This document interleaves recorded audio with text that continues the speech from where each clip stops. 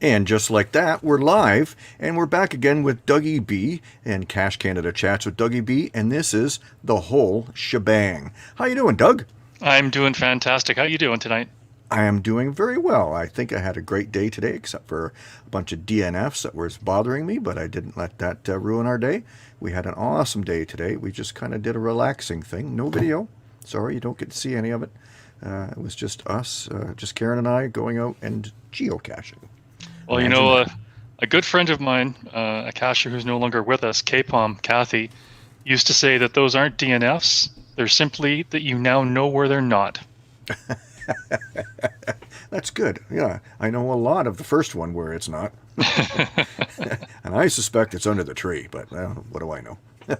So, how was your day? My day was pretty good. Just stayed around the house, got a few things done. I'm getting ready for a big caching day tomorrow. I've got a group of people who are going to do the new Haldeman County Geo Tour and Adventure Labs. Yep. So we'll be out all day tomorrow. Nice. And yeah, I just went and got a few things for lunch and put gas in the car and then got ready for tonight. Yep, awesome. Yeah, I still have to work on a video for that. We shot video on our experience for that one. Not sure if I need to add a little bit to it or not, but I'm just finishing up one of our driving tour videos, and we could make that a geocaching along the north shore of Lake Erie video, because a lot of it is right there. That whole county, well, not the whole county, but the county is on Lake Erie, so somebody suggested that. But I think it's going to be a standalone video. I'm just going to make it a short little thing here.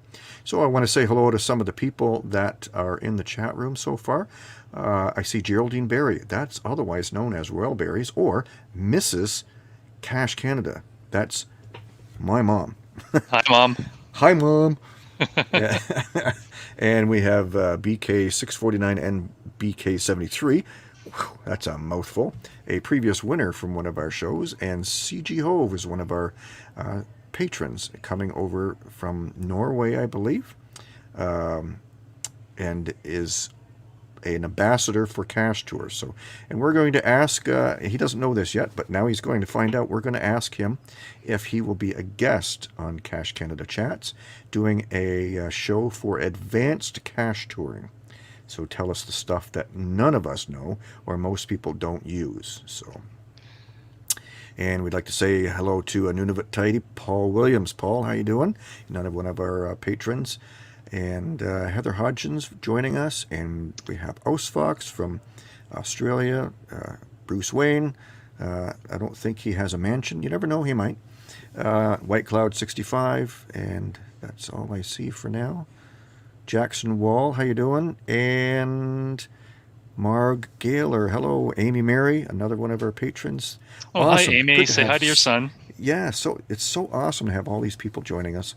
So before we dive into your thing, and it looks busy. I posted on Cache Canada on Facebook, COG, and Where Will Geocaching Take You, a list of the items that you're hoping to cover tonight. It looks huge. But keep in mind, as you said to me in the green room, you're not going to be covering we've already covered a lot of the stuff in previous videos. It's just listed for your interest. And then you're going to say, hey, we're going to talk about this, but yeah, see previous video. So yeah, this is intended to tie everything together that we've been discussing over the last 6 months for Cache Tour, Project GC, Lab to GPX, and we're going to introduce one or two new things tonight that just brings it all together in terms of planning that outing. Excellent. All right, before we go on to that, I'm going to share with you this stream. There we go. I'm just going to give you a little preview. This is editing as it's going on. This is Geocaching Along the North Shore, Episode 5. So this is a few weeks away. We've released 2. Episode 3 is next Saturday. You are preempting Episode 3. So I hope you feel honored. I'm just going to play this for now, just to give you a preview before we dive in, just to get a few more people coming into the show. So here we go. Can you hear sound? No. No sound. Okay, hang on.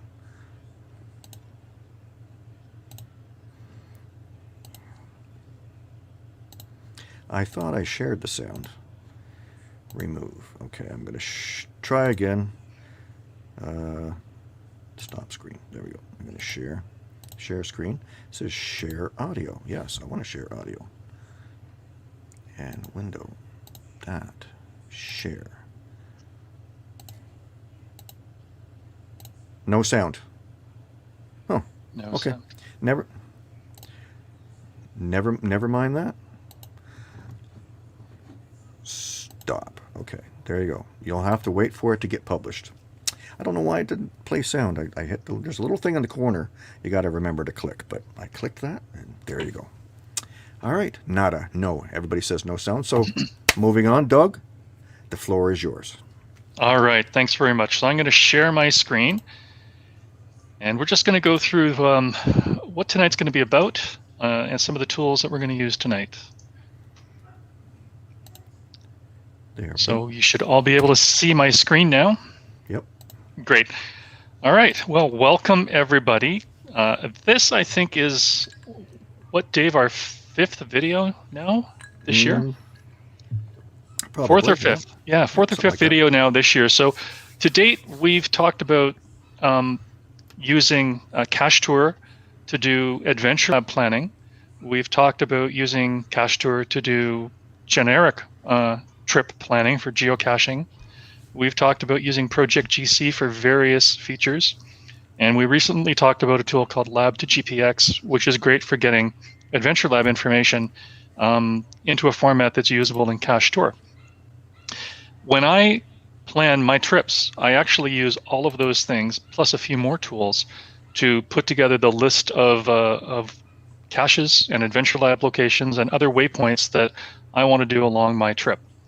Mm-hmm. And at one of the last sessions we had, one of your viewers said, I'd love to see something where it gets all tied together, where we can look at planning a multi-day trip and putting it all together to make it easy.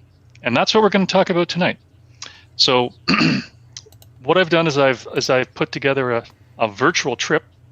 Mm-hmm. We're going to be looking at a road trip along the Pacific Coast Highway from San Francisco, California to Long Beach, California. The dates that I've chosen for this trip are September 7th to 9th, so it's 3 days.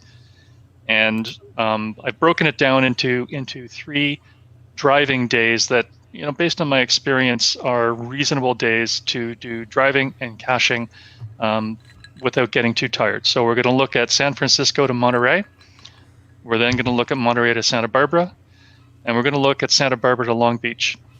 The focus for this, and it's just a combination of things that I like and things that Dave likes. The focus for this will be webcams, virtuals, and selected adventure labs. However, you can apply this learning to any kind of cache type. You can even bring in other things to this planning. So if you had points of interest or sightseeing or museums, other things that you wanted to bring in along the way, you could certainly add those as waypoints into Cachetur. I've never had a problem adding things. I've always had a problem taking things away. I always pack too much in, and and there's no way you can possibly do it. So I need a lesson on right timing. So one of the things we're actually going to talk about today is sort of that very approach. So when we start to look at day one, we're going to talk about how I selected that route. And the first thing that I did was chose the route, right? That said, okay, for day one, we're going to go from here to here. Mm-hmm. And when we think about the day, there's anywhere from 10 to 14 or more hours that we would like to be out on the road usually, right? Yep. But we all know that we can't drive 10 to 14 hours and do all of our geocaching and all of our other stops. Mm-hmm. So we're going to talk about that a little bit in terms of at least how I estimate what my day is going to look like before I start to fill in things like adventure labs and caches and whatnot. Yep. But then, the answer, Dave, unfortunately, is you still can't do everything. You can't grab everything. Prioritization is a key, and that's why for this. And in this program, they have priority. And that's what I've done is, priority 1 is, there's no cutting that out. And 2 is, well, if you really had to. And 3 is like, if you run out of time, off it goes. So this is a great topic that you should add to the agenda with CG Hove. Oh, okay. Yeah. Prioritization. Ah, okay. All right, carry on. Okay. All right. So the tools that we used, let's just scroll down a little bit. We're going to talk about the following tools in this session. So first of all, Google Maps. I apologize I didn't put the URL there, but everybody should know it's, Google Maps. Not a big deal. We're going to use Project GC to both create routes and to use their virtual GPS, which is very similar to bookmark lists, but has some additional capabilities. So we've talked about virtual GPS in the past. So I'll refer you back to our stream on Project GC, where you can learn a little bit more about virtual GPS. I've also put the link in here to become a paying member. And the reason I did that is because the route builder and the virtual GPS features are for paying members only. So I am talking about some things tonight that are not part of the free version of Project GC. If you want to leverage these things, you will have to become a member. Membership's very reasonable, and I do encourage you to consider it, because Project GC is one of those powerful tools that's an amazing piece of kit for anybody who's planning trips, and it's fairly reasonable price. The next tool that we're going to be using is Cachetur.no. Tonight we're going to be creating a parent trip and sub-trips for each of the 3 days. Just a side note there, you can plan multiple days without doing parent trips. And it's as simple as just creating a trip per day. The way that I'm going to show you today, it's relatively new to me. I have not been using parent trips until this particular trip planning. It's fairly straightforward. Excuse me, I have a frog in my throat. It's fairly straightforward, and I'm doing it in a fairly simplistic way. So we'll look at how I did it, creating a parent trip and sub-trips. But the benefit of using a parent trip and sub-trips becomes apparent when you start to think about things like changing it from draft mode to a non-draft mode, or adding participants. That information gets populated across all the sub-trips when you do it in the parent trip. Oh, okay. The other thing that we're going to use for Cachetur is items that we've already talked about in the past in our other 2 videos. Importing waypoints using the bulk tool. We're also going to look at importing geocaches from bookmark lists. We're going to leverage ordering and sorting and optimizing routes. We're going to use the output from Lab to GPX to get information from Adventure Labs into Cachetur. Now again, I'm going to refer everybody to the video that we did recently on using Lab to GPX. I'm not going to go through using Lab to GPX tonight, but I will show how we can take the output from Lab to GPX and get it into at least one of our days for our trip. All right. Okay, what I'm going to do, I'm going to have this list that you've got here. It will be added to the video description once it's downloaded, and I'm able to edit it. And then I'm going to create, I don't think I have done it yet, but I'm going to create a playlist for Cache Canada Chats with DougyB, so that you'll be able to find them on one click, and they'll all come together. I'm not sure if I've done that yet. So carry on. That sounds really good. Okay. We're also going to be using the geocaching website tonight to create and populate bookmark lists. We're also going to be using it, although I didn't write it down here, to do searching for some, quote, caches of opportunity. And we'll get to that later as part of the next topic, which is the Cachetur Assistant. Now, we have not done a video on the Cachetur Assistant tonight. I'm going to introduce you to the Cachetur Assistant, which is a way to easily add individual geocaches from either the geocaching map or the Project GC map into a Cachetur trip. This is another topic that I would suggest as part of the advanced discussion with CG Hove. I've listed the link here, and what I'll do is I'll just pull up that link right now so that everybody can see it. The Cachetur Assistant is a script that gets run. So if you go to that link that I listed, you'll come up to this page. You can read about how to install the script and how to use the script, and we'll show you a little bit about how to use that script. Okay. That might be somewhat like GSAC. I'm just thinking of the word macros. It is not really like GSAC No, from okay. a macro perspective, in that what's happening is it installs some additional capability into your web browser, and that kind of runs in the background, but it allows you to basically take information from, say, the geocaching map and have it put directly into the Cachetur plan without doing an export or an import or anything else. So we will get to it.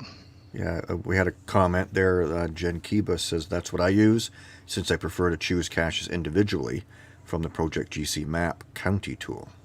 Yeah, exactly. And Cool. and where we'll see me using it today is once we've actually created our trip plan with our Adventure Labs, webcams, and virtuals, we'll then use the Cachetur Assistant in both Project GC and the GC map to look for challenge caches along our route, and for caches that have 100 favorite points or more along our route.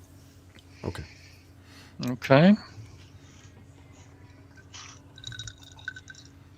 I do apologize. It's a little dry in my office tonight, so I apologize for drinking on the job. That's okay. All right. So we're going to jump right into doing the trip planning now. So again, we're doing a 3-day trip. The first thing that I did, there's a typo. Already see a typo, Dave. Uh-oh. The first thing that I did was I used Google Maps to see approximately driving time and stops. So why don't we do that? That only takes a couple of minutes. We'll go into Google Maps, and remember that we're going from San Francisco to Long Beach, right? That's the whole trip. And I've done this too, because you can see, well, the original trip takes 4.5 hours long. Well, you know, if you're trying to get other things done, you can pretty much say, okay, I got 4.5 hours worth of geocaching. That's 9 hours. Right. Plus stops, plus dinner. Right. Checking in, checking out, whatever. So we know that our whole trip is going to be San Francisco to Long Beach. And the first thing I did was I pulled up San Francisco, and I said, okay, show me Long Beach. Now, I've determined, Dave, that this is really slow because I'm sharing it through the studio. So we're just going to have to bear with this while the screen refreshes. So when we look at this map, it's going to actually take us down the highway, right? It's going to take us down the freeway, the interstate. And that's really not the route that I wanted to take for this trip. I wanted to take the route along the Pacific Coast Highway. So with Google Maps, it's nice. You can just... Yeah, you grab a spot and pull it over. Yeah. It is misbehaving tonight. There we go. So yeah, you got to get that little dot to show up, and then, pull it over. Well, it's the refresh rate. It's really slow on me tonight. Yeah, it's misbehaving. I practiced this an hour and a half ago, and everything worked wonderfully. Now, this is a virtual trip, right? So we can actually drive on. Is this section where the #1 highway washed out? There was a whole piece of it disappeared into the ocean recently. I don't know if it's I wasn't aware of that. Above San Francisco. Yeah, there's one major section. It's gone. Not just a piece of it. The entire highway for like several hundred feet is not there. Well, if that was the case, then in this section, then Google Maps would be telling us to route around it. That's true. So it must be north of San Francisco. It does. Yeah. Google Maps does a great job of that. So we finally got our route pulled over to the Pacific Coast Highway, and you can see that it's approximately 9 to 10 hours of travel. And having driven this before, and having been to both San Francisco and Los Angeles, I know that getting out of San Francisco, there's going to be traffic, and getting into the Los Angeles area, there's going to be traffic. So what I did was I said, okay, I want to look at some reasonable days. So I said, all right, let's look and see what it's like to get to Monterrey, and then let's see what it's like to get to Monterrey from Monterrey to Santa Barbara. So we choose Monterrey. It's going to go back and default to that other routing. That's fine. We can pull it back to the Pacific Coast Highway. But what it's going to come back and say is it's somewhere between 3 and 4 hours, depending on the route that we take. As soon as it comes back. Yeah, here's a comment, and I do this too when you're in specific areas, especially, is using Street View. You can actually preview the area where you're going to go geocaching, where the cache is supposed to be sitting before you get there. And oh, okay, there was a shrub there, a tree, and a telephone pole. It could be here. So I apologize. I don't know why my Google Maps has hung up. But I think we got the point across. You basically use Google Maps to look at your whole route, and then you determine what is a more reasonable day. Mm-hmm. And in my case, and it said San Francisco to Monterrey was 3 to 4 hour range. Now, we all know that having traffic changes that. Yeah, it says 1 hour if we go down the highway, down the freeway, but if we pull it over to the oh boy, is this giving me a hard time today.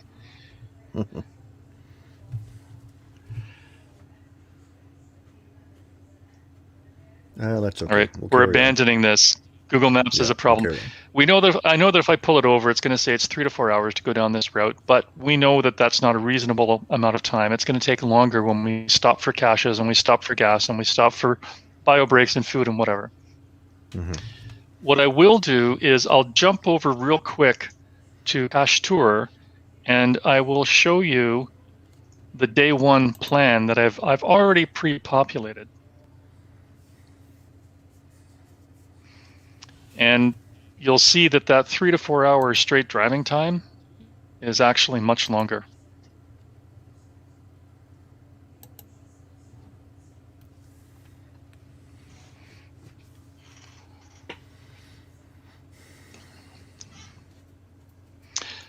So I've already pre-populated this plan with webcams, virtual caches, and adventure labs along the Pacific Coast Highway.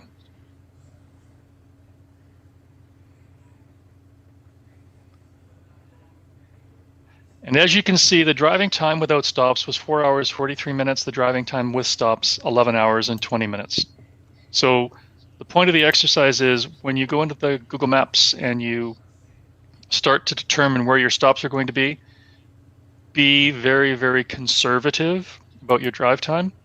I like to look at something that's in the 3 to 4 hour range, maybe 5 hours, depending on how many caches I'm throwing in there.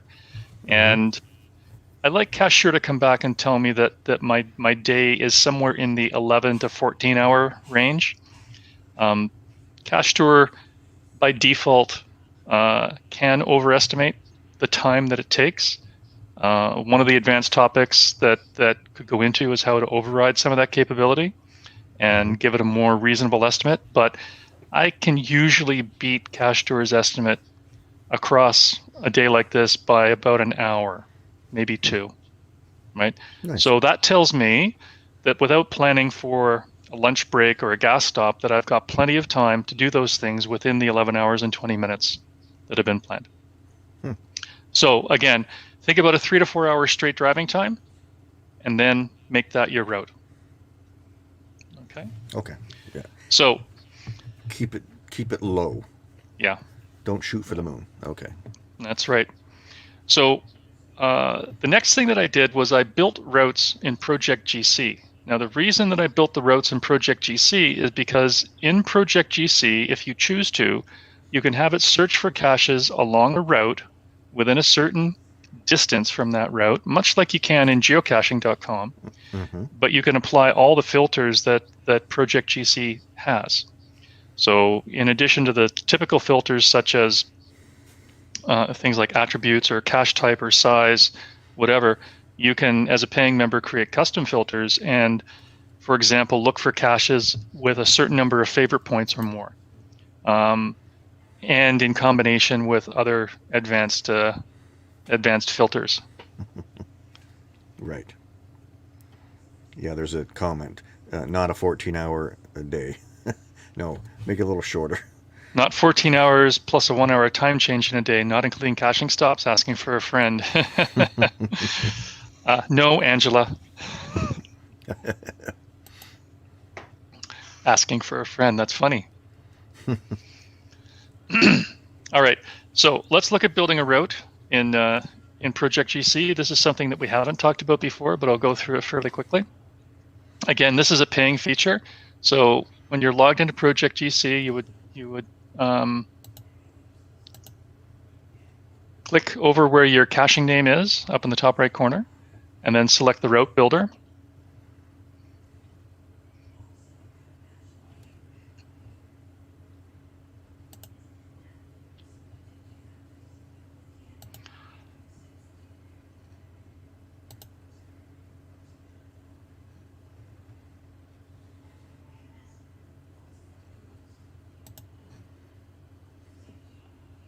It's slow.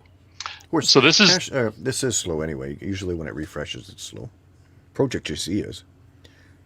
so this is excessively slow. I was testing this not half an hour before the show, and it was much quicker. So I have to believe it's related to the streaming. Yeah, most likely.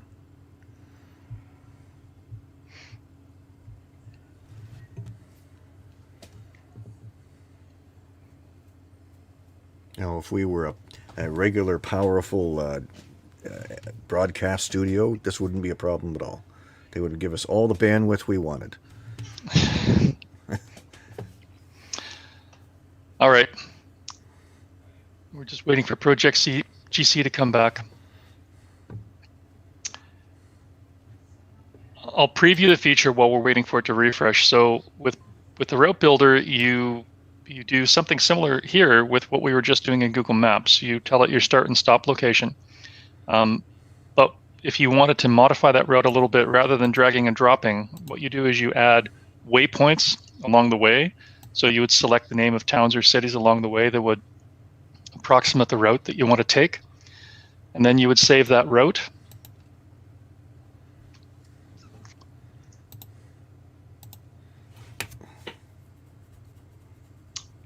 Yeah. Oh. This is not going. Not cooperating. Not cooperating. Yeah, are you using Wi-Fi? I have an incredibly fast Wi-Fi, so trust me, it's not my home. It's not my home network. It's not my router. It's not my bandwidth to the network. Like I said, everything was working lickety-split right before the broadcast. So it's something. It's either something to do with my camera setup or with the streaming. One of the two. Yeah. Could be StreamYard. Okay. So you give it a route name. You tell it where you want to start, where you want to end. You build the route. It'll come up and show that route to you. And again, it's trying to take us down the interstate. We know that that's not the route that we want to take. So basically in Route Builder, what I would do is I would zoom in, and we would see a couple of cities along the way that we could add to the route. So we see their daily city.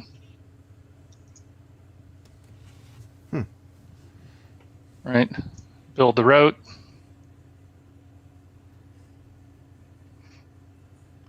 And then we see some other place, like we could choose.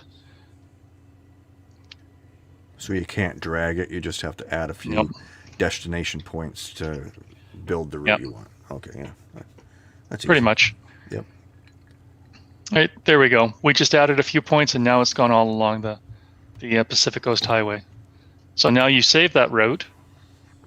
I've already saved a route, so to use that, we would go into Map Compare.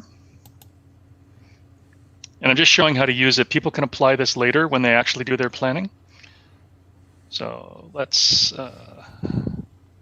remove cache type and size and cache name. And you can see that I'm already searching in the United States and California. We go down here and add a filter for route. And my route is San Francisco to Monterrey via the Pacific Coast Highway. And I've set it up so that it's looking for caches within 1 kilometer of that route. And what are you asking it to do now? I'm asking it to show me a map of all the caches within 1 kilometer of the route that we've built. Oh, okay. Right. So this would be a value once you've made your plan, but I create the route ahead of time so that I can use it later. But once you started making your plan and you want to look for additional caches along the way, caches of opportunity or special caches, it comes up and it shows you just those caches along the route. But if you that's a lot of caches. That's a lot of caches, right? So if you wanted to get a little bit more creative, what you could do is say, Holy let's doodle. search for Need a holy doodle in there. let's search for unknown caches that have the word challenge. If I spelled challenge properly, that had challenge in the name. So now we're looking for challenge caches along that route that are within 1 kilometer. So now you can start to see the value of building the route in Project GC, because you can start to filter based on your own particular things that you want to do along this route. So it's come back and said there are only 2 caches that are challenge caches along that route. Wow, that's all. Right? Right, but we already know that we want to drive that route. That's one of the reasons we're going to California, is to drive that route. So there's no sense in us looking for challenge caches that are 5 or 10 or 15 kilometers off that route. Correct. Using the route builder and using the filters in Project GC, we can look for specific things that meet our trip planning criteria, right? This could be applied if you were, say, going to New York City and you planned to walk through Central Park. You could create a walking route through Central Park. It doesn't have to be driving. You create a walking route through Central Park and say, only show me caches within half a kilometer of that walking route, and you could plan your walking day in a very optimized way through Central Park. Okay, so that's a primer on building a route and using a route in Project GC, and it becomes again a very powerful tool in your toolbox for planning a trip. Okay. The next thing I did was I created an empty master Cachetur trip plan and an empty trip plan for each day. So the first thing I did was I created that parent trip plan that spans all 3 days of the trip. The next thing I did was I created an empty trip plan for each day. And when I created that empty trip plan, I told it that it was a child of this particular parent trip. So let's do that. So I'm already in the child trip. I'm going to show you the end result first, because I've already created the parent trip and I've created 2 fully populated child trips and 1 trip with 1 day with no caches. So this is what the parent trip looks like once you've created it, and you can see here that it's got these sub trips identified. Okay. So creating this is very simple. I'll show you. You go create a new trip.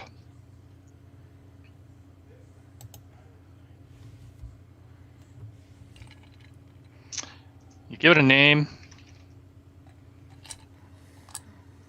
You tell it what kind of trip you're doing. Tell it its destination city.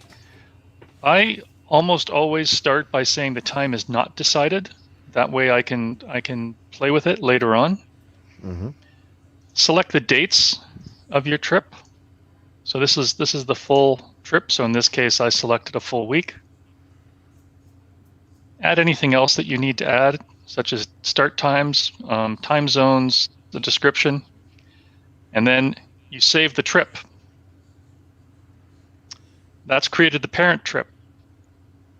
Now when you go in to create each day's child trip, you do basically the same thing. You give it a name, In my case, I would say that it was, my trip day 1, trip day 2, trip day 3. You change this date information for each day. So you can see here that I've now selected the first day. And let me just change the time. So shows that it's a trip. But most importantly, what I do is go down here and say that it's a member or a child to a parent trip.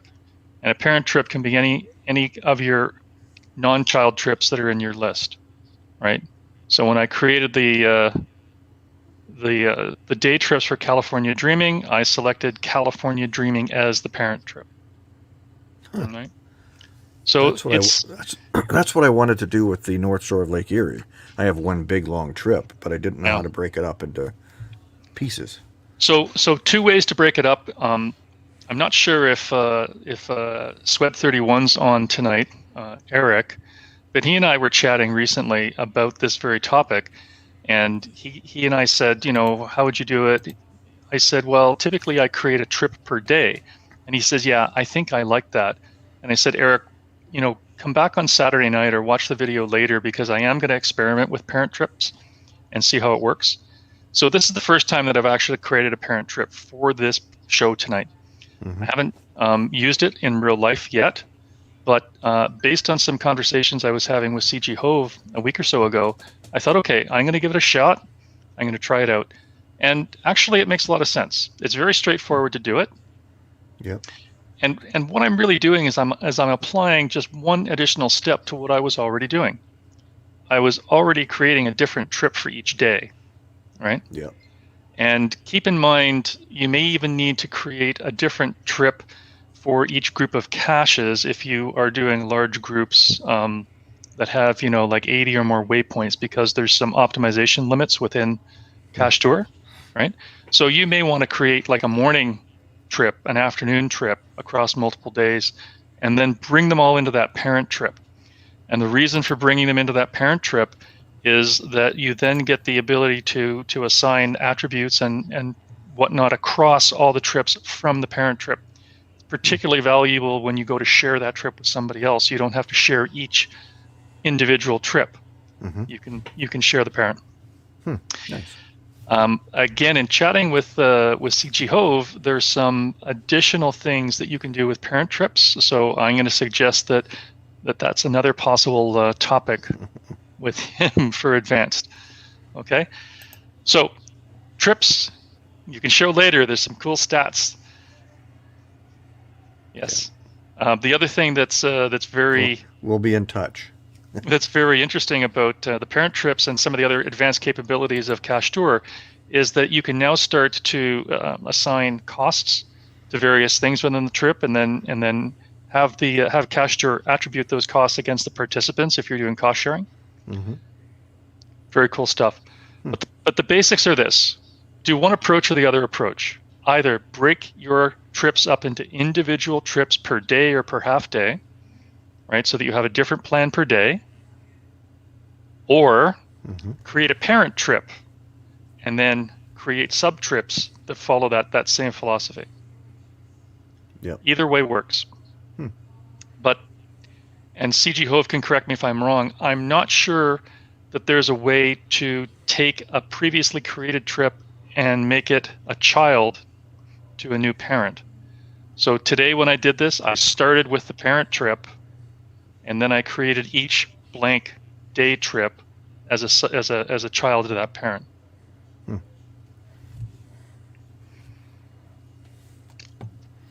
All right. I'm just waiting for CG Hove to respond.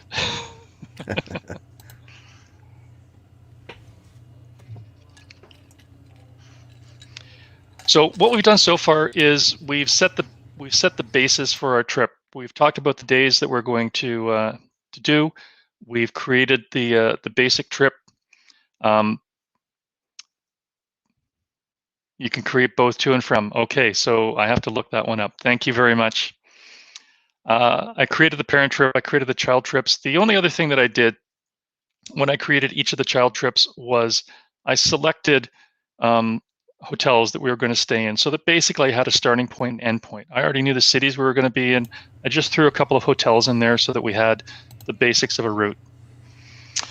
The next thing that I did for preparation today was I gathered information for Adventure Labs, and I imported them into Cachetur. So I'm not going to show how to use Lab to GPX tonight. Again, I'll refer everybody back to the previous video. But what I did was I used Lab to GPX to pull up the selected labs along the route, and I put all that information into a CSV file that I brought into Excel, and I sorted it by day. So I just created a tab called Day 1 Adventure Lab, Day 2 Adventure Lab, and Day 3 Adventure Lab. Okay, and once you've got it in Excel or any other spreadsheet, it's very simple, as we've shown in previous videos, to just copy all of this, copy it, and to paste it right into Cachetur. Yep. So I've already done that for Day 1 and Day 2. What I'm going to show you is for Day 3. So let me go into my Cachetur plan. We're going to look for our upcoming trips. I'm going to leave that. I don't want to create a new trip. Thank you. I'm going to pull up my parent trip.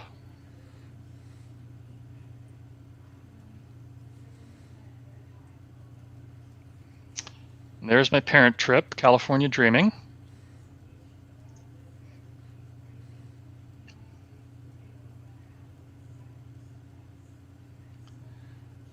And I'm going to select Day 3, Santa Barbara to Long Beach.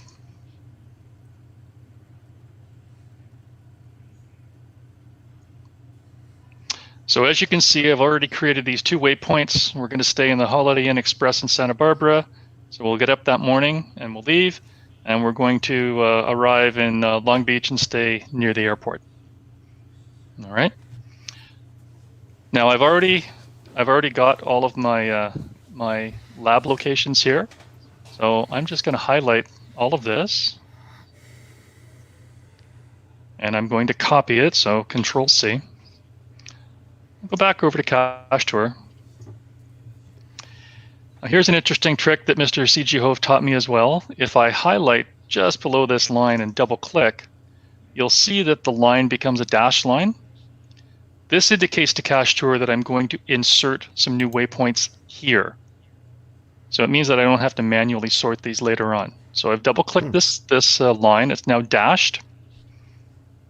I go up to waypoints and show bulk add waypoints. And again, one of our previous videos has shown exactly how to do this. Yep. I paste all these waypoints in here. And it's already in a format that Cachetur knows. It's got a description. It says it's a lab cache. It's got the coordinates, and it's got the title and the location information. I click Add, and away we go.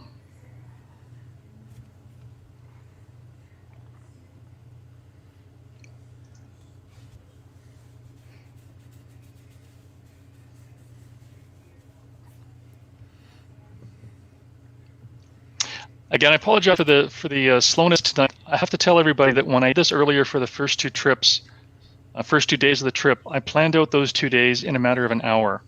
So keep in mind, that's the whole thing, start to finish, every kind of cache that's in those trips. I'll show you what that looks like later, but I got it all done in an hour. And part of that hour was me writing down everything that I was doing as I was going along. So it does work much faster than this. All right. So as you can see, we've got all of these waypoints in here now. Now we don't really have a trip plan yet, and we haven't put in other items in here.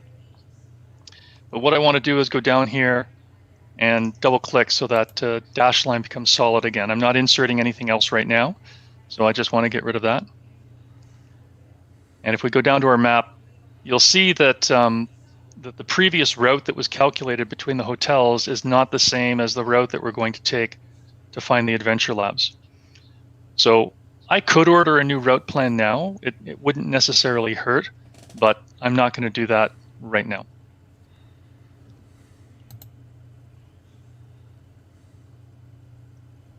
And I see that I've actually got a few extra items in here that I shouldn't have put in. Yeah, there's one that's way out. So it looks like everything from 27 to 36 shouldn't be in there. So that's easy. What we can do is go in and say delete waypoints.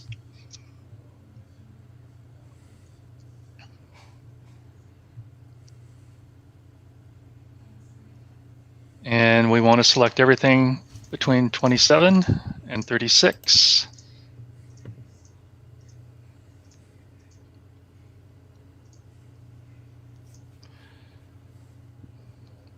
And delete them. So Dave, this is an example of when you do your over planning and you need to get rid of stuff. Yep. Waypoint, delete, select the ones that you want to delete, and now they're gone. So if we scroll back down to the map, you see that got the hotel, and then everything else, and the hotel. Okay. So now we've imported that information into Cachetur. So we could go in now and create a prioritized route. Again, we've shown that in some of our previous videos. So we simply go in and say sort and prioritize. And what that's going to do is change the route from using the freeway to using a more appropriate route. So we'll toggle everything because we want to prioritize and sort everything that's in here. We'll scroll down and we'll say calculate and sort by optimal route.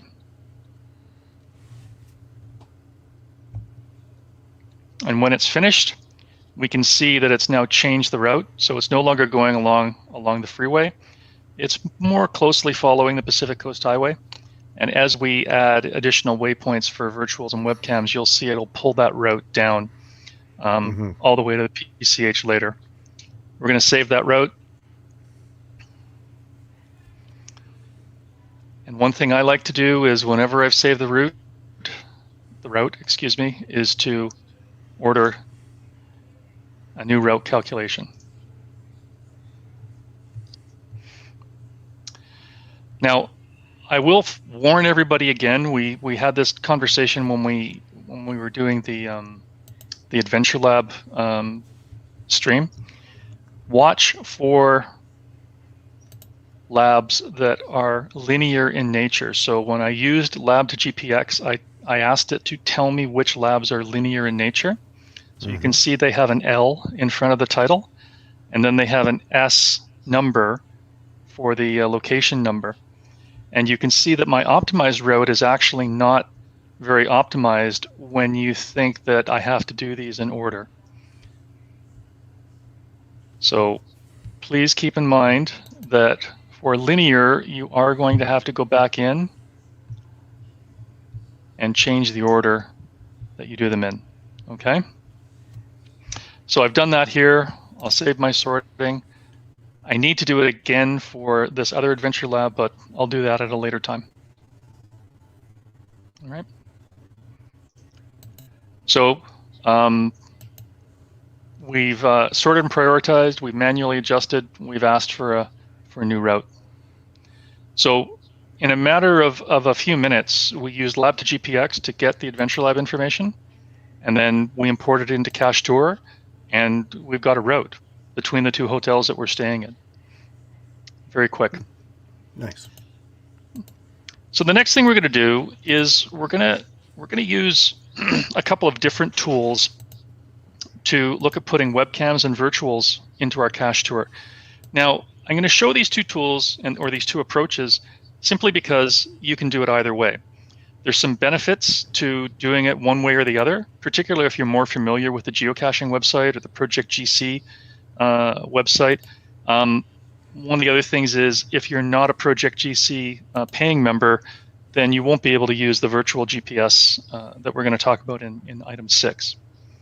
So first we'll talk about item 5. We're going to put webcam caches into a geocaching bookmark, and then we're going to import them into Cachetur. So we're going to start by opening the geocaching website and creating a bookmark list. Then we're going to search the state for webcams. We're going to add those webcams to the bookmark list. We're going to then open Cachetur, make sure that you're on the correct trip day, and we're going to import from a bookmark list. So this is a little bit different than what we just did for Adventure Labs. We're going to reorder them either by waypoint optimization or manually reordering them. Then we'll ask for a new route calculation, which we don't need to do twice. Save. All right, so let's do that. Let's pop open the web browser. Let's go over to geocaching.com, and we're going to go into our profile.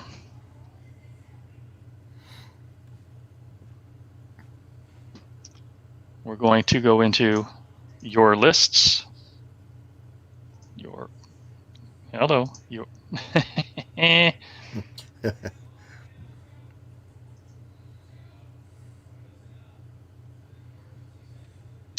It is not being friendly with me tonight.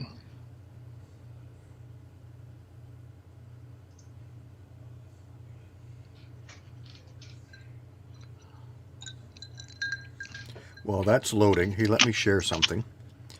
And then maybe it'll be refreshed by then. So I'm going to share this. There we go. Okay. Let me know. Oh, wait a minute. Shoot. Sorry. Never mind. I'm going to stop sharing. I forgot to do something. I'm going to share. Oh, stop screen. Share screen. Share the audio. There we go. Okay. Here we go. I'm going to take just a minute or two, and we're going to watch a little bit of this. And let me know. If there's no sound, tell me right away. All right? Here we go. There we go. An oldie. You got sound? Doesn't smell like it. Smells pretty good. Yes. Okay.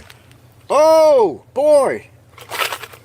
We've got cash for kids, or coins for kids, except it's all pennies.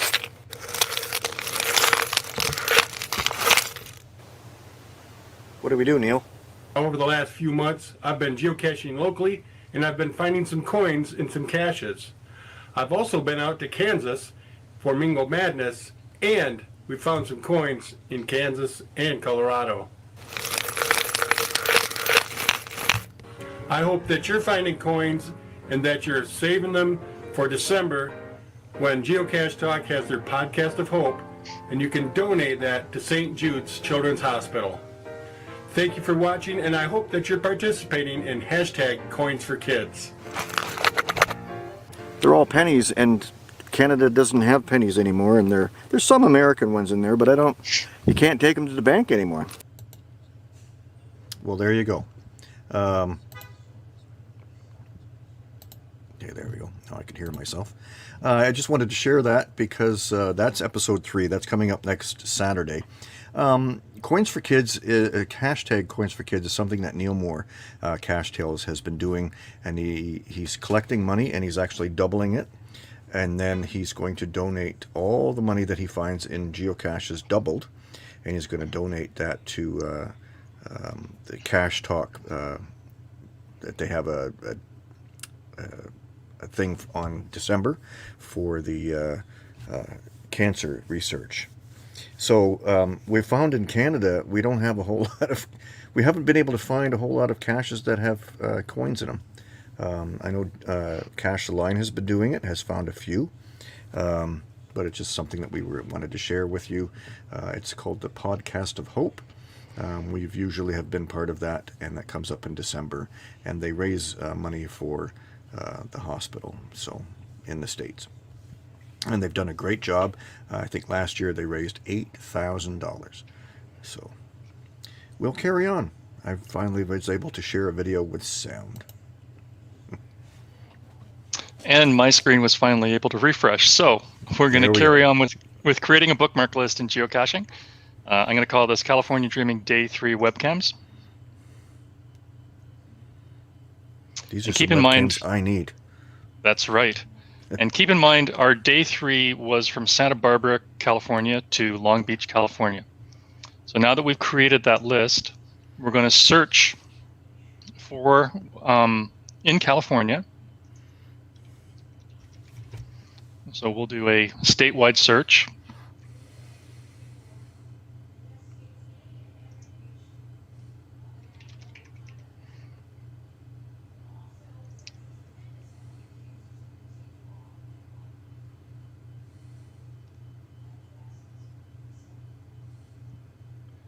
And once it comes back, we'll click on filters.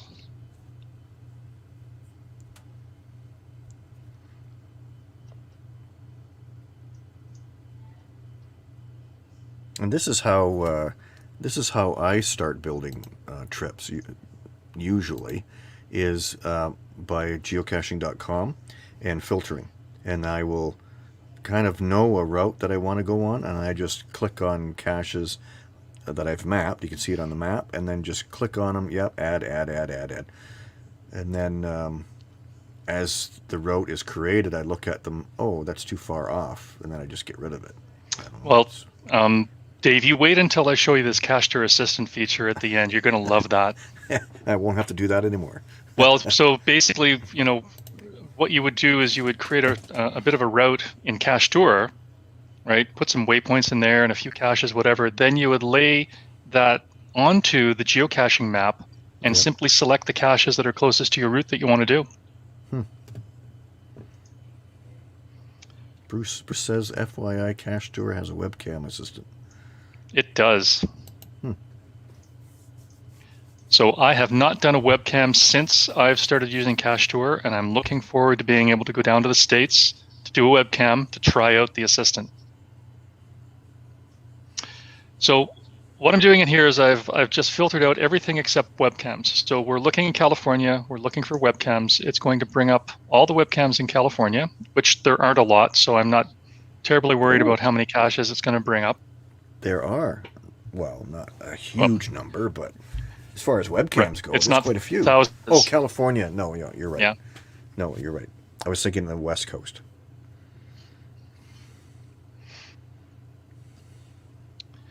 And it's got 11 results in California. Mm-hmm. So we're going to map those. What really hurts is when you add these webcams to your route, and then when you get there, one or two are no longer there. That happened to us when we went to California. It was like, oh, it was there. like a month before we got there, it got archived, and it was like, no. I had that happen when I went to Amsterdam. I had planned the trip about 5-6 weeks in advance, and when I got there, the webcam had been disabled. That hurts. Yeah. Okay. So here we are in California. Now, we know that day 3, we're going from Santa Barbara to Long Beach, and we can see there's nothing between Santa Barbara and Long Beach, but there is one cache, one webcam cache just south of Long Beach. And you know what? I think that given the distance between Santa Barbara and Long Beach, it's going to be reasonable for us to go and grab that webcam on this day. So, and keep in mind, there could have been 10 or 15 or 20 caches along here that we wanted to add to our list. We're just adding one, but the point is to show you how to add caches from a bookmark list. So we're going to put it into our day 3 bookmark list. How to add caches from a bookmark list into Cachetur. All right, so it's now in our bookmark list. We'll go back into our day 3 plan. So let's just go up here and make sure it's California day 3. And we're going to do waypoint, and we're going to go down to import from bookmark list. Had you previously added that bookmark list into this? Or no? No, I just created it. You just saw me create it in geocaching. No, and then but I mean, once I populated it. Yeah, but you hadn't previously imported that, but you did you add to that bookmark list, or just create it? So what I did was I just created the bookmark list. Okay, you just created. Okay. I opened the map and I added Yep. that webcam cache to the bookmark list. Yeah. Now I've switched back to Cachetur and I'm going to import from that bookmark list. Okay. Yeah. So what Cachetur is doing is it's looking at your bookmark list. Whenever you pull up import bookmark list, it goes and looks at all your bookmark lists. Mm-hmm. Right? So if I hadn't created it, it wouldn't show up here. Right. Right? But since I just created it, it shows up here. It happens to be the first one because it's the one that I was just using. Right? And I click import. And off it goes. It says the caches have been imported. We'll return to our trip. Now I didn't tell it where to add that cache, so it's just added it right to the end of our list. So you can see it 37 down here. And when I scroll down, we can see that it's at the end of our trip. It's a little ways down from where we're staying. There's our hotel here. It's a little ways down from where we're staying, so I'm just going to add it after the last Adventure Lab location. So I'm just going to manually go up and pull it up just like that. And remember to save our sorting. Okay? So what we've done is we've shown how to take a bookmark list and bring it into Cachetur. This works for anything that you have in a bookmark list. Okay? And Doug and I had a conversation just a couple days ago. Karen and I just recently shared bookmark lists back to each other for a trip that's coming up for us. She looked at one GeoArt and solved all the coordinates, and that was easy because the page showed you what the coordinates were somewhere on the page. And I had a GeoArt list with the same thing, so I solved one GeoArt, she solved the other, and we had them in a list. We imported the list into Cachetur, and then we shared that list, and then each of us imported the corrected coordinates into our geocaching.com account. Right. And it was amazing because, no offense to Karen, she is not very computer savvy at all. I'm always trying to help her. Like, I have to show her. Well, I already showed you. Oh, no, I need you to show me again. And it's okay. Okay, this is what you do. She actually shared the list a couple of times, like a couple more after that, and I saw them pop up. Oh, she shared another one. Oh, cool. So she's did awesome. So it was fairly easy for her to follow. And that's a very important feature. And I mentioned that when we look later on at using the Cachetur Assistant, but I mention it there simply because if you're importing anything that you do have corrected coordinates for, what you want to do is to make sure that once you've brought those caches into Cachetur so that they're waypoints in your trip, you go down into waypoints and select import corrected coordinates. Now, that imports them for you, the person planning the trip. Right. Right. Now, you have to keep in mind, you have to remember that too, that you imported that bookmark list, but it didn't bring the corrected coordinates in the first Correct. time. Right. Correct. Yeah. Right. So if you were bringing in mystery caches that in your case you had the finals for, you would import the bookmark list, and then you would come down and say import corrected coordinates, and all of those coordinates would then be in your Cachetur plan.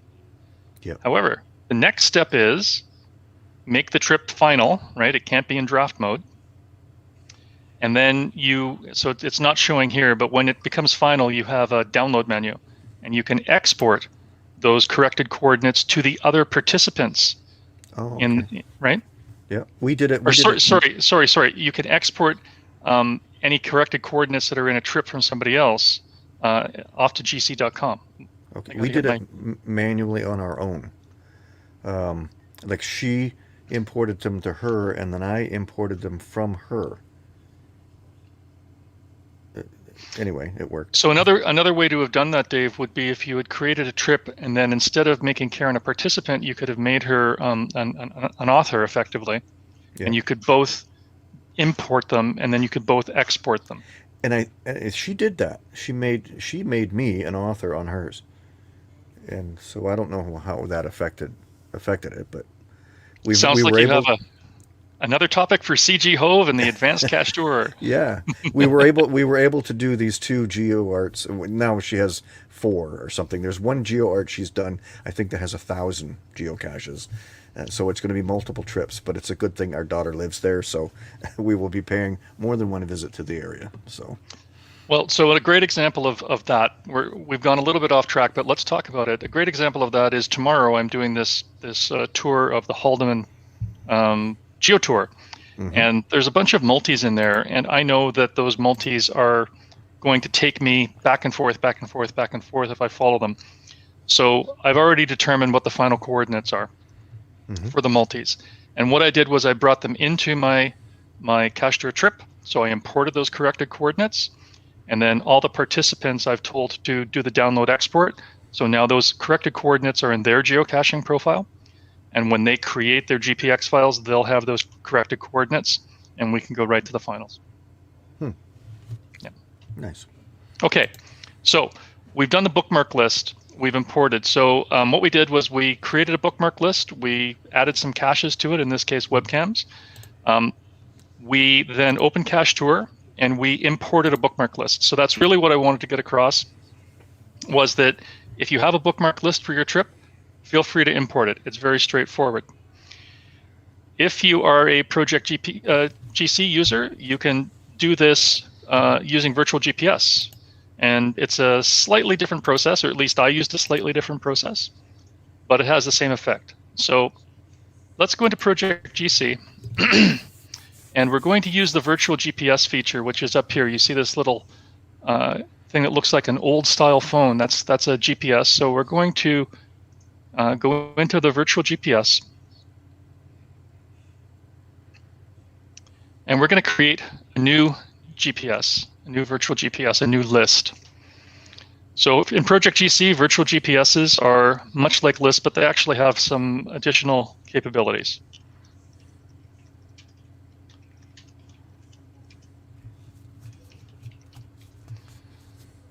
All right, so we create this blank list.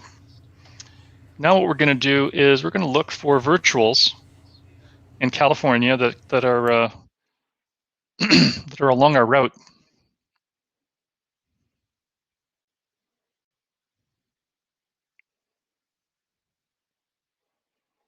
So if you remember earlier, we talked about building a route, and I've actually built 3 routes, one for each day. So when Map Compare comes up, I'm going to tell it to search California for virtual caches along our route. So let's change this to virtual caches. I'm going to remove this, and I'm going to change the route to Santa Barbara to Long Beach. So my profile name, United States, California. None found or one found, that's fine. Cache type is virtual. Route, Santa Barbara to Long Beach. And remember, it's searching for 1 kilometer along that route.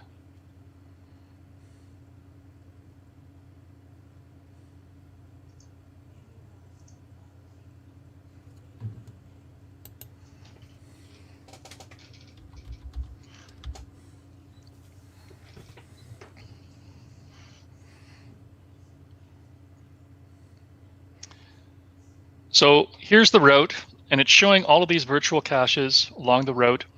I'm not going to go through and select each and every one. For the purposes of this demonstration, I'm just going to select a few.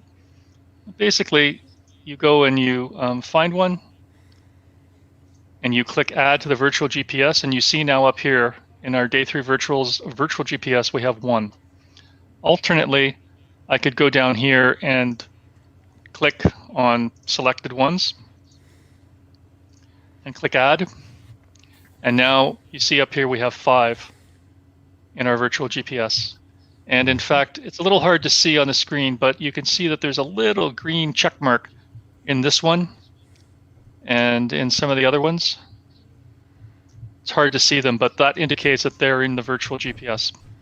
So very quickly, we used our route. We looked for virtual caches. We added a few of them to a virtual GPS. Now let's go back into that virtual GPS.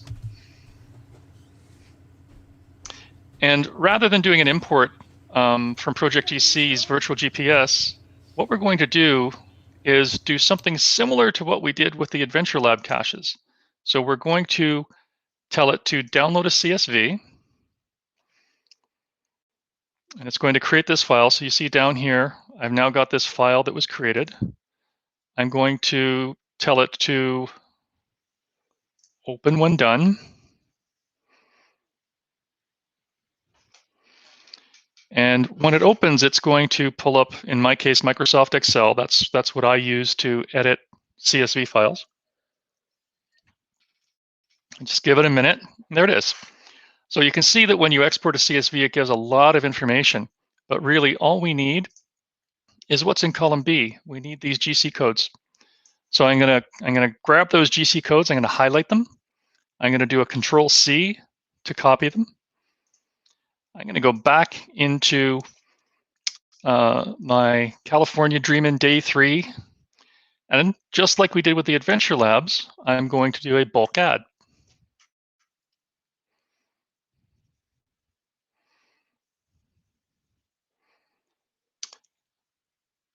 But in this case, we're adding GC codes. Oops, did that twice. And all I've done is I've pasted those GC codes into this box. And as you can see up here, this is perfectly legitimate to add geocaches without corrected coordinates. And I click add.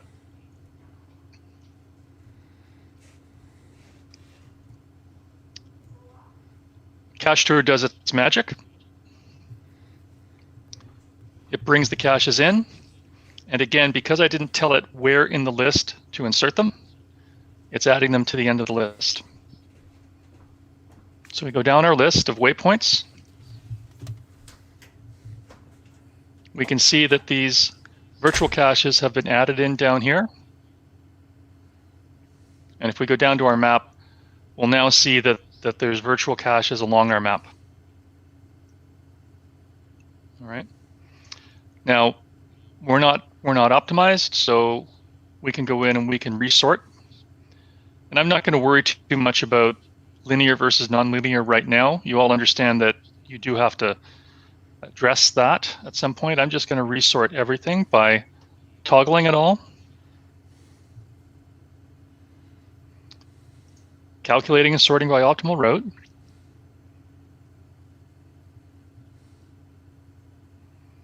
And you can see here, it's now created that optimal route for us based on our sorting, and I'm going to save that prioritization.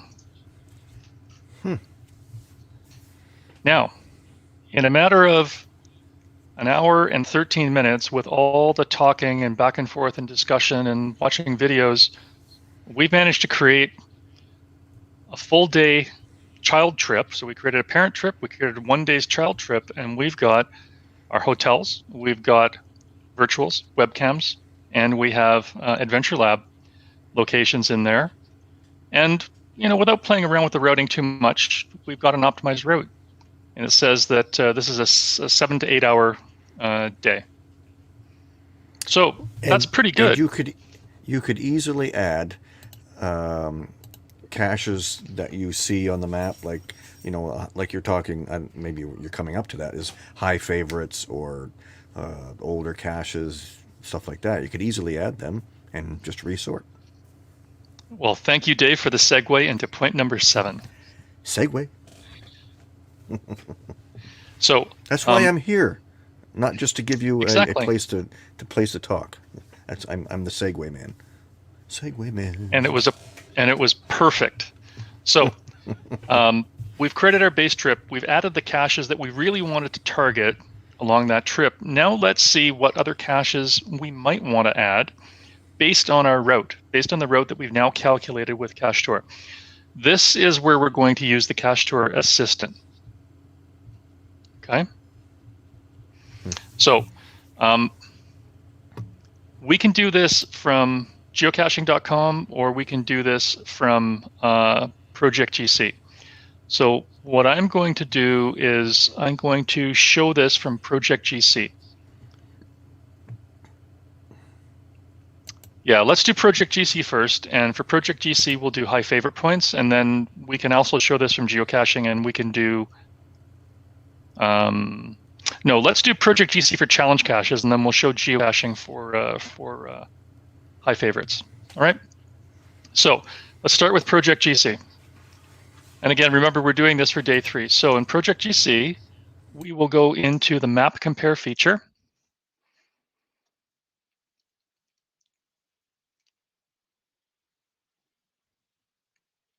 And we're going to look for challenge caches.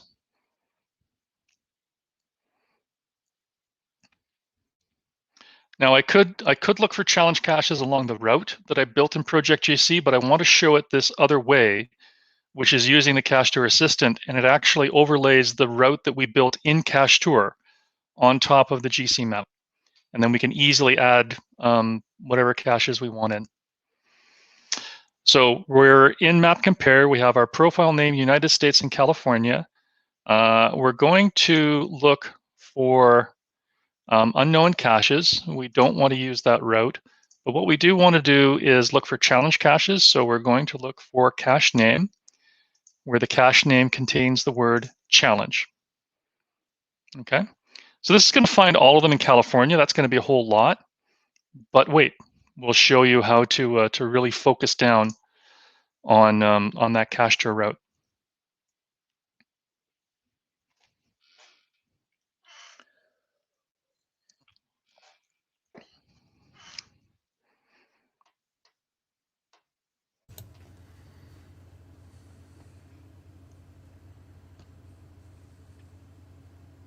It's like magic. It really is.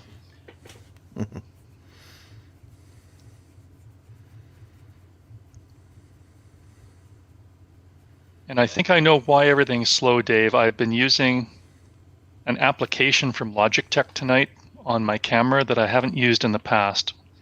So I think that's what might be slowing things down.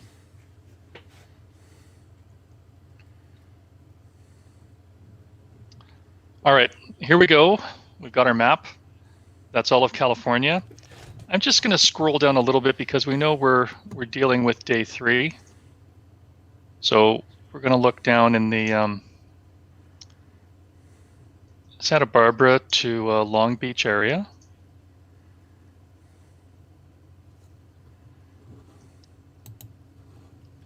Now there's still a lot of caches there, but what we don't have is our route. Now, remember earlier I referenced the Cachetur assistant, and in the document we were looking at on the screen, I provided the link.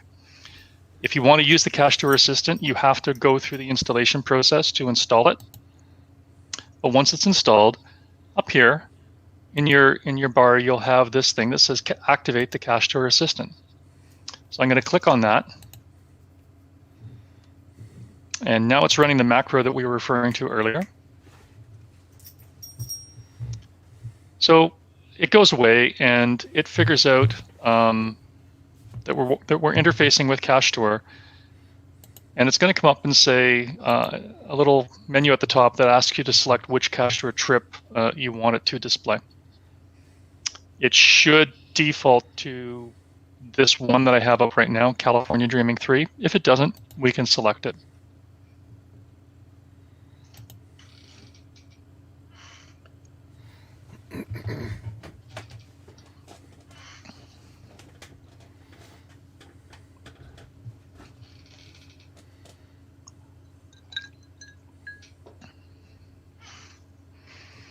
We'll just give it a second, and then we're going to get the assistant popping up in the bar again. All right, so you can see now it says little Cachetur icon, add caches to, and it's actually showing this Cachetur plan that I had open.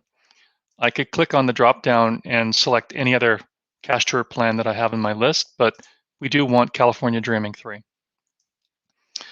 So let's scroll down into California Dreaming 3, which we know is between Santa Barbara and Long Beach. And as I'm scrolling in, you can start to see that there's some additional symbols on the screen, as well as a purple highlighted route. So the Cachetur Assistant is not only overlaying the Cachetur route that we've chosen, it's actually showing you all of the waypoints from Cachetur in that trip, including our hotel and the Adventure Lab locations that we've already imported. And it's overlaying that on top of the filtering that we've done to look for challenge caches in California. So here we can see our route, right? There's our purple route, and we can see this challenge cache. And I can see a little green check mark in Project GC that says that I qualify for that challenge cache. Well, challenge 9 icons. I'm guessing that means either I have found 9 icons or I have found 9 icons in a day. Either way, I qualify for it. And we're pretty much going to be driving right by it. So why don't we do that? So let's just scroll in a little bit more and take a look at that one particular. Come on, here we go. Okay, so it's slightly off the route, but it's not too bad. I'm going to highlight this, and it says LCSI E210. So that's the label of the Adventure Lab cache in our Cachetur plan that's closest to this. So LCSI E210. I'm going to go back and find that.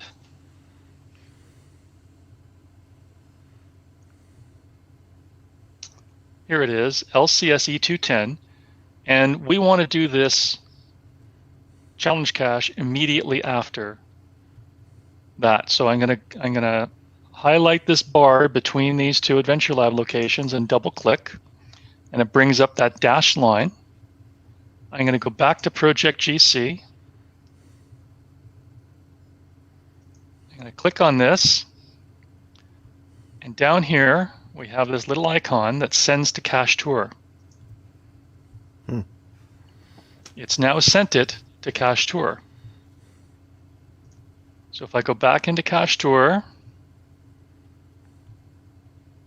I'm just going to do a quick refresh. Quick being a relative statement tonight.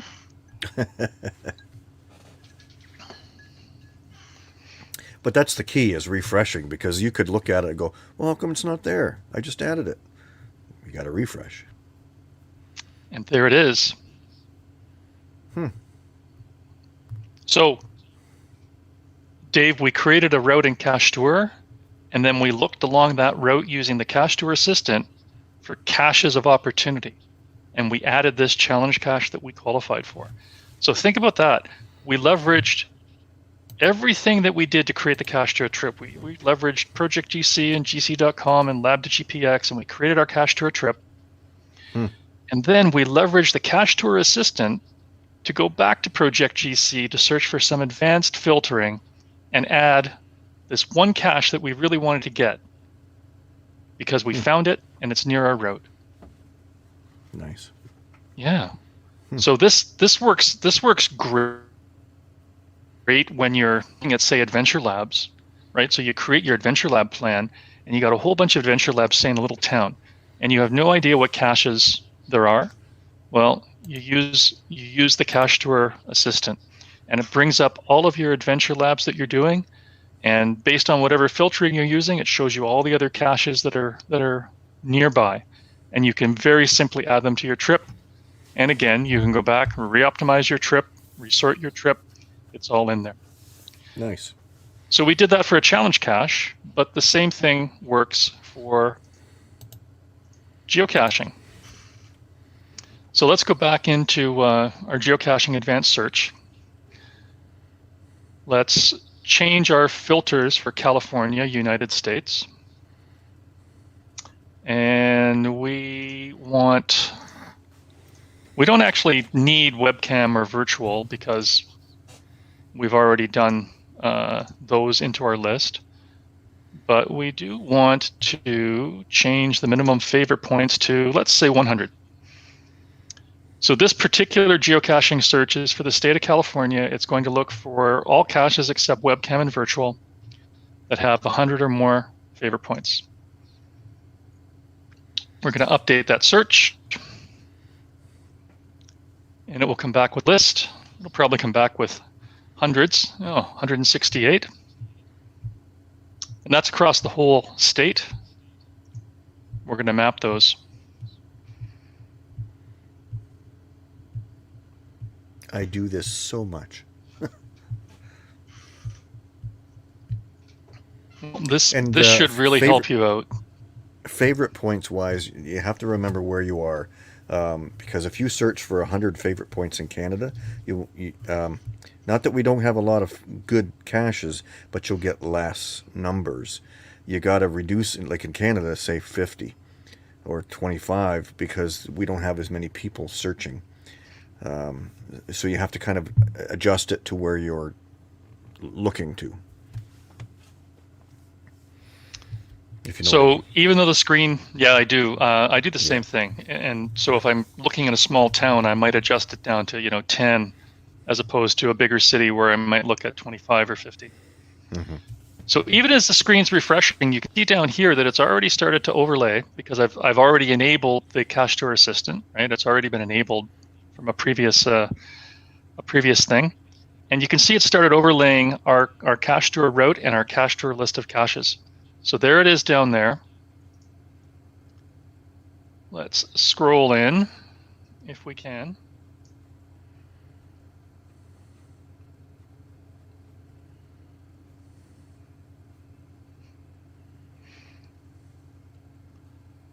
Dave, I feel like I'm back in college in the days when I was using a modem to connect to the college computer. Dial up. Yep.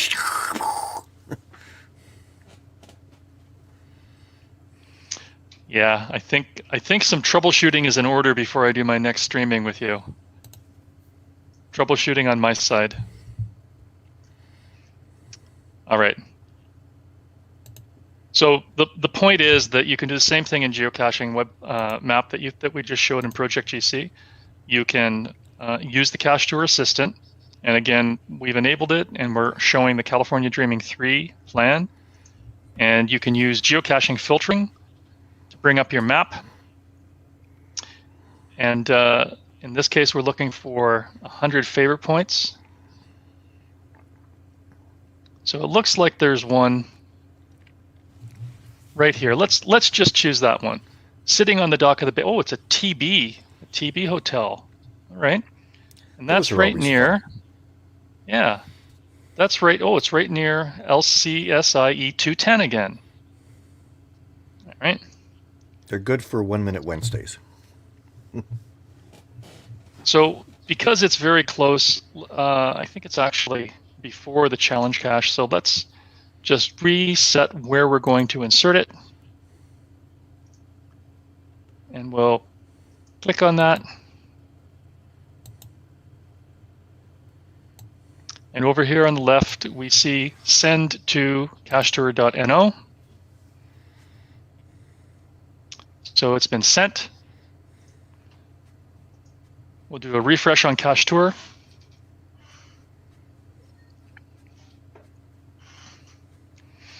And then it will come back and it will show us that highly favorited cache right in our list. And there it is. And just as a good practice, once I'm done, I double click that to get rid of that dashed line. What happens if we have you our trip. don't? Well, what happens if you don't is if you forget and then you want to go and insert another cache, it's going to insert here. So you might have to change your order later on. Yeah. Okay. So it's just a good habit to get into, that when you're finished with a certain area of insertion, double click again, and then that line goes away. All right. So when you're finished with whatever item you're using that day, put it back where it should be and close the drawer. Exactly. Don't just leave it sitting about like London Westie and Lyric Glass do. And where did I leave that? Oh no, I set it down somewhere. So I haven't set the order for some of these linear adventure labs, and I haven't done a final route recalculation, but we've basically got everything done that we talked about doing. So we now Nice. have our day 3 trip plan, right? Everything's in there. We added adventure labs. We have our hotels. We added webcam. We added virtual caches. We found some caches of opportunity along the way using the Cachetur assistant. We've done organizing. We've created a trip plan, and it's now part of a 3-day trip plan. And how long does it say that it can do that? How long does that take? This trip? Yeah, according to Cachetur. Yeah. Again, I haven't ordered a new trip calculation, but the 2 caches we inserted were very close to our trip. It says it's a 10-hour trip. Oh, okay, that's doable.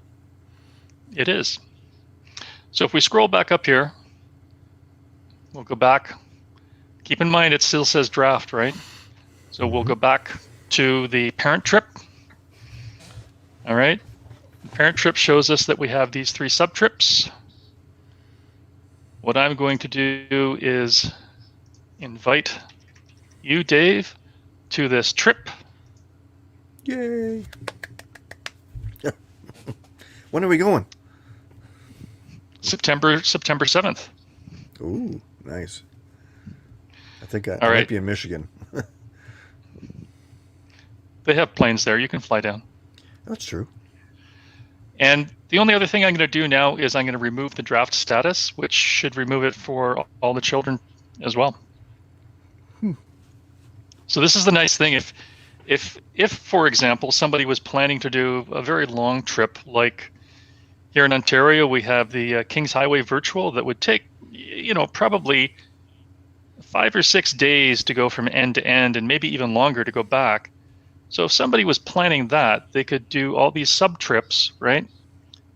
Make each day work in draft mode, make sure that they're subs to a parent, and then once everything's done, use the parent to invite other people to it, use the parent to make it final, take it out of draft. And, rather than doing the same thing 6 or 7 or 8 times for each participant, you're doing it once.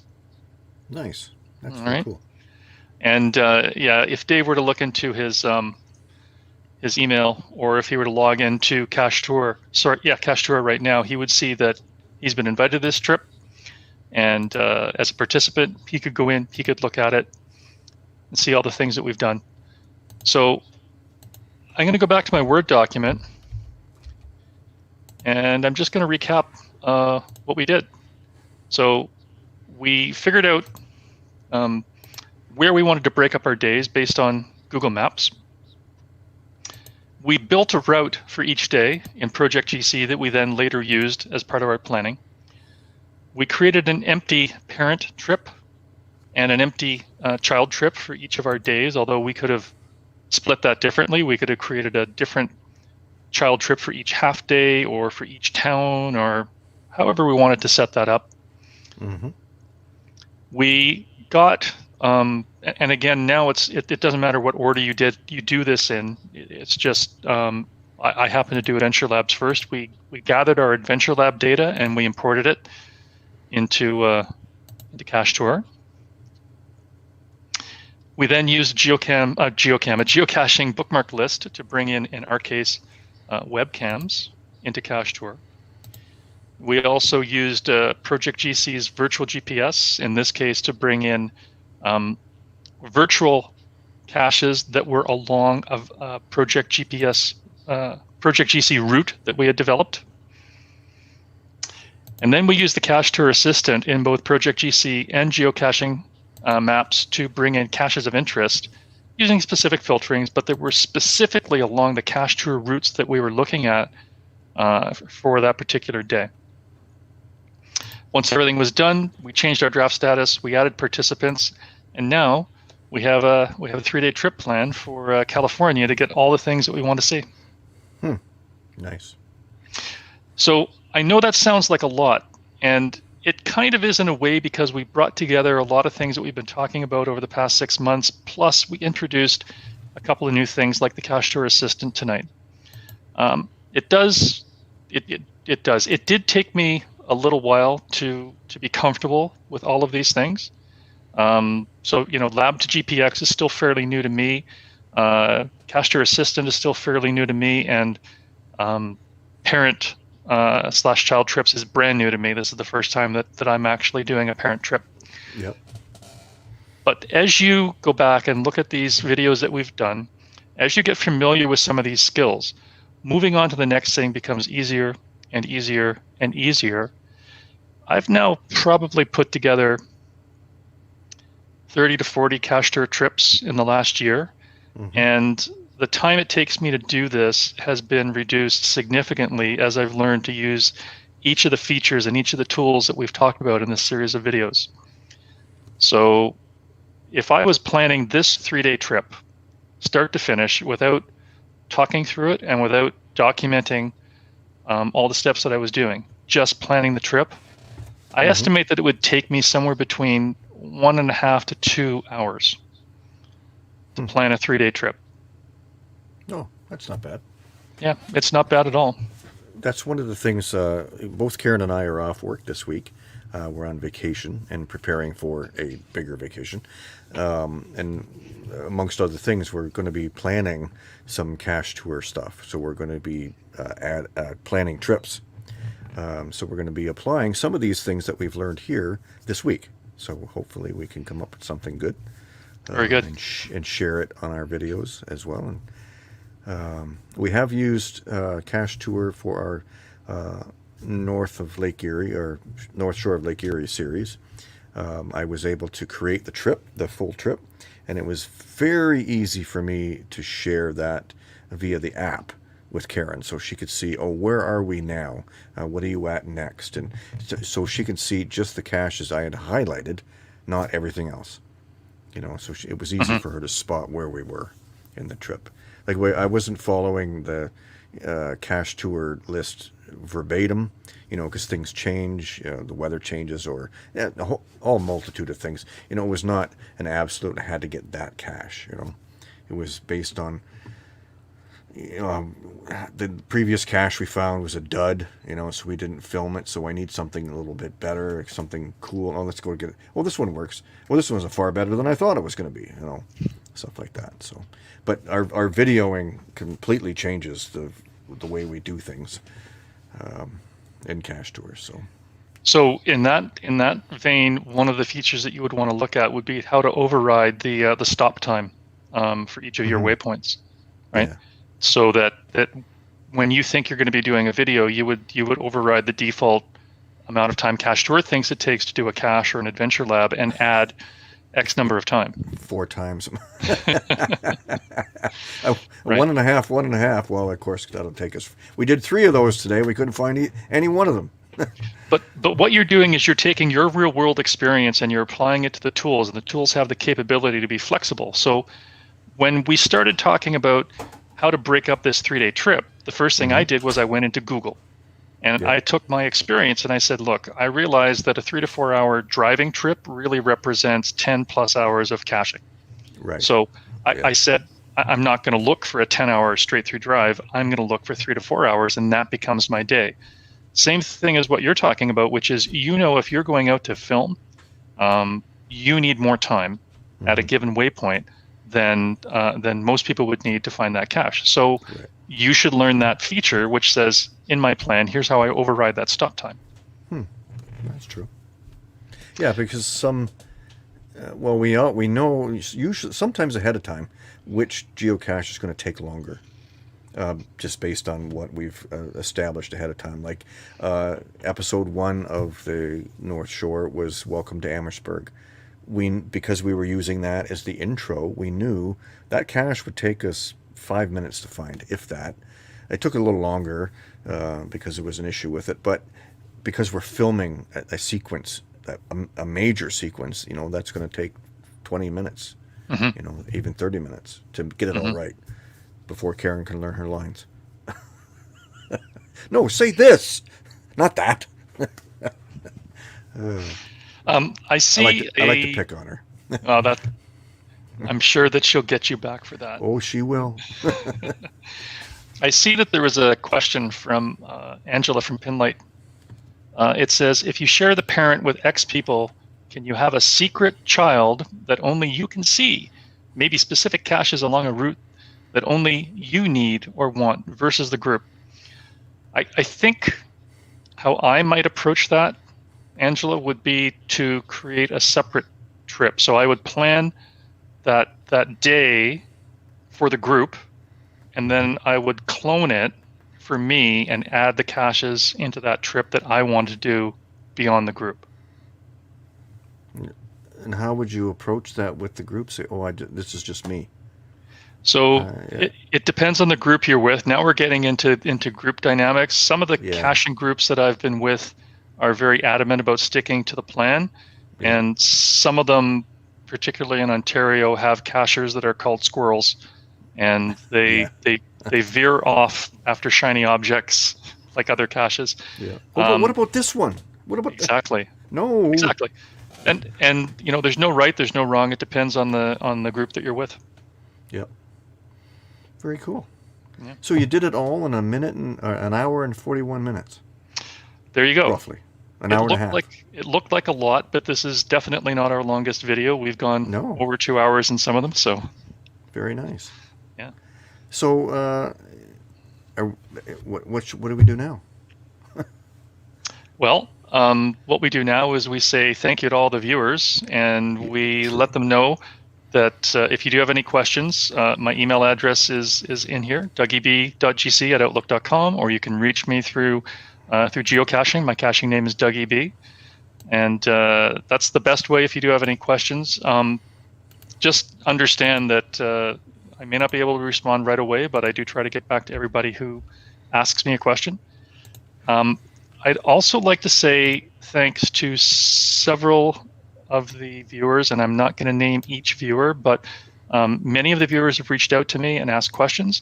Many of the viewers have reached out to Dave and asked for specific topics. So this whole idea of a multi-day trip plan was because a viewer reached out, and I've had great feedback from several local cachers in our Facebook groups that say that they've been looking at the videos and they've been using them and they really appreciate them. They've been putting them into action. So that makes me feel good that, that people are watching them and getting something out of them.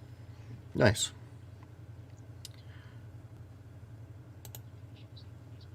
Oops. Okay, so I'm going to give away. What should I give away? We're going to give away something. I've already picked the winner. What I did was I took the comments that everybody made through the night. I stuck it on the wheel of names and I spun it and I got a winner. So how about tonight? Should I give away to how many people should I give away something to? 4. 4. Okay. So I'm going to give away 4. We'll give away 4 Cache Canada tags. They'll either be our old style, very first throwback dog tag from IB Geocaching, or they will be the newer style Cache Canada trackable tag from Sharks. Land Sharks. Land Sharks. God, I couldn't remember. So there you go. 4 people. Okay. So let me create a banner and then I will announce them all at once. So, okay, here. I have the first winner. I'll type it in. Okay, now I'll go and spin again. So this is all on the side that I did this. And what I've done is when I create this, it puts in all the comments. So sometimes it'll pick a winner that is a comment, not a person. So I have to weed that out. Like I just got the hit was hello. It's like, well, that doesn't work. So I remove that instance and we go again. So, but I got 1 winner so far. So we're gonna have 4 winners, and then I'll put the banner up once I got all 4. Okay, now remove that. I got a double hit. That didn't work. So here we go. Okay. No, that didn't work either. So we are running we're going to be running a contest. I haven't set it up quite yet. It's going to be based on our geocaching along the north shore of Lake Erie. We're going to be giving away some wearable items from both Cacher's Corner Store and IB Geocaching. So we just haven't figured out exactly what the contest will be. It will be based on all of the episodes that we run, and there will probably be about 8. We're guessing, or we're already into 6 episodes. Now there we go. We got our second winner. All right, copy, and we're going to add that to here. Paste. So stay tuned for that. I put up a poll, and I asked people what they would be interested in winning. And I asked wearable items, hideable items, and trackable items. And the most popular people wanted to win something they could wear. So there we go. We have our third winner. Just happens to be a patron, and that's okay. Patrons can win too. So if you're watching and you're a patron, you just won something, but you won't know who you are until I announce the winner. And hopefully this is the last one. And no, it's a comment. Comments can't win because I don't know who made the comment. There we go. And nope, that was another comment. You got any words for wisdom, Doug, before you leave? Yeah. My words of wisdom are for Gary Robertson to stay inside. If it's 37C outside right now, stay inside. Our daughter has moved to Kelowna, and she shared with me the expected weather for next week is 42 to 44 degrees Celsius. Wow. And a friend of mine in Washington State has reported that the temperature was up to 114 degrees Fahrenheit. So they're roasting in the West. The only time I've experienced temperatures like that was when I went to Bahrain in the middle of the desert in the middle of July a few years ago. Mm-hmm. I can't imagine what it would be like in British Columbia with humidity and wow. Yeah. Okay, so I have 4 winners, and I'm going to post them right now. If these winners would email me at londonwesty@gmail.com. Some of these people I know when I have your email, some I don't. So we'll do that, and we will send you out a Cache Canada trackable. So here we go. The winners are, boom. Bruce Wayne, he commented a lot tonight. Heather Hodgins, Nunavut Tidy, a.k.a. Paul Williams, he's one of our patrons, and Pinlight 97. So there you congratulations to all. There you go. Congratulations. And we love giving things away. We don't have a full supply of things that we can give away, but we're looking at other options. If there's any ideas that you think that we could do, let us know. It's through our ability to have patrons that we're able to collect a pool that we can run from, so that doesn't cost us personally. Cache Canada is paying for itself right now, so we're not incurring a lot of expenses, and we're using we're using our patron account to purchase equipment now. So once we build up enough, we had purchased the drone. And once we had enough, again, we purchased another battery for the drone so we could run the drone a little bit more.